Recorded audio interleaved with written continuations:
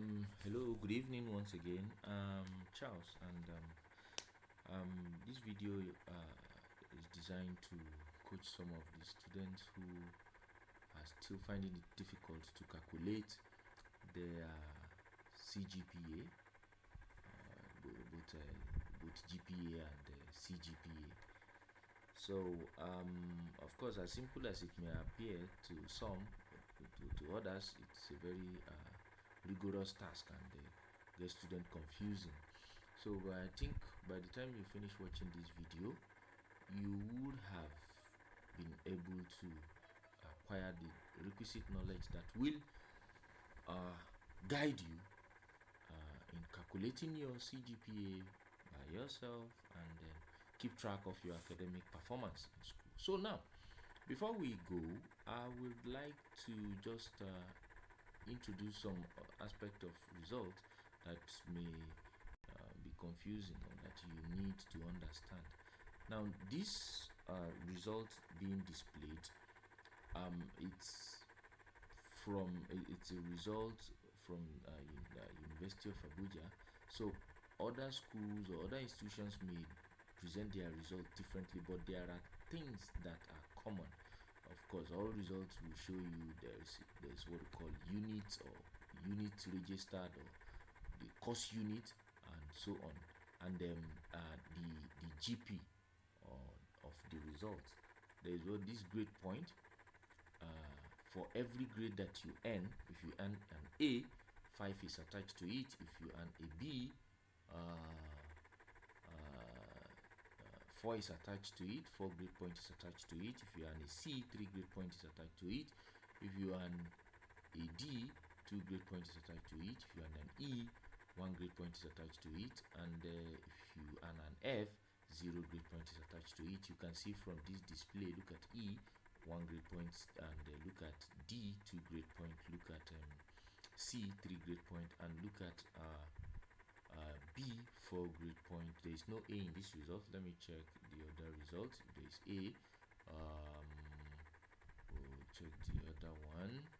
Okay, look at A. In this is in 313. Look at A, 5 grade point, and the other one with an F. Look at it. In this is 102, 0 grade point, and then each of these courses have this unit attached to them as well. 3 units. Look at these courses. 3 units. This GST 2 units. Go down here, you even see this GST 101B 1 unit. There's no course that 0 unit is attached to anyway. So it's usually between 1, 2, 3, 4, and maybe 5 in an extreme case. Well, now looking at this, whatever you use grade you earn, if you earn an E where the course unit is 3, that means it will be 1 times 3 to give you this 3 here under this weighted grade point. If you earn a B where the course unit is 2, like in this Nigerian people and culture, you have 4 multiplied by 2 to give you 8 grade point, 8 weighted grade point. If you earn a C, for instance, where the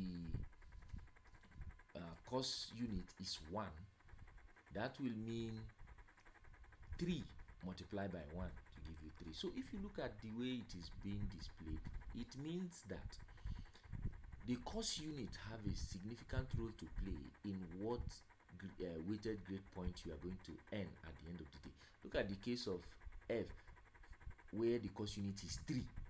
So it's 0 times 3, which means 0. You understand now? So, but assuming this is an A, it would have been 5 times 3, which would have been what? 15. You understand? So this is the way the results are displayed and presented. So now let's bring out the calculator and then try to first of all calculate the semester GPA, which is grade point average for first semester, second semester, and then we calculate the session the session where it will be called CGPA at this time. So from here, you take note of something.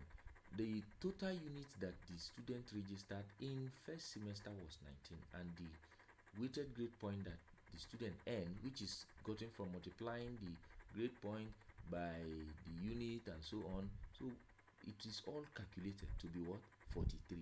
So how do you get the CGPA? Is by dividing the weighted grade point by the total weighted grade point by the total unit registered. So you have 43 divided by 19, and this will give you 2.26 as it is presented here. You see it here. This first semester, this semester GPA 2.26. Now go for the second semester. You do the same. 49 divided by 19 will give you 2.58 approximately. If you look at it, 2.58. Then for the session CGPA, what you do is to add up the total unit registered in first and second semester together, which is 19 plus 19. That will give you 38. So you note that down somewhere. Then you now add the total weighted grade point and in first semester, which is 43, with that and in second semester, which is 49. This will give you 92. So you divide this 92 by the 38, which we have earlier gotten, the total unit register 38. Now this will give you 2.42. This is not captured here in this result. So this is how you calculate it. You have your sessions CGPA, cumulative grade point average. This is how you will be adding up the units and the units registered and the unit and the weighted grade point end. This is how you will be adding them up and dividing from 100 level to 200 to your final year.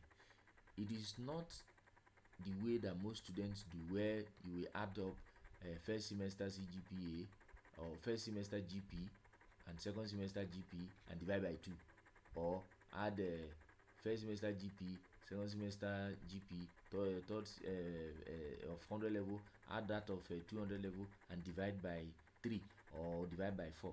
That is not what is done.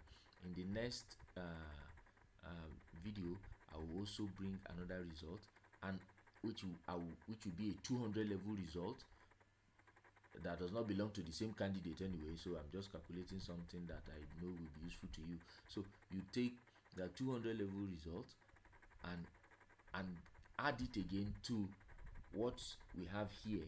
That is how you get to we do till the final year, so that you will know how it is cumulative. It is called cumulative, or why it is called cumulative. And then the reason that some of you also find it difficult to understand why you think that, okay, in this semester I made A's, I made B's, but what happened? The CGPA is not growing. You will understand by the time we finish the calculations and everything. Thank you for watching. Watch out for part 2 of this same video. Make sure you watch, like, share, and please subscribe to my channel for more educative videos like this. Thank you and remain blessed.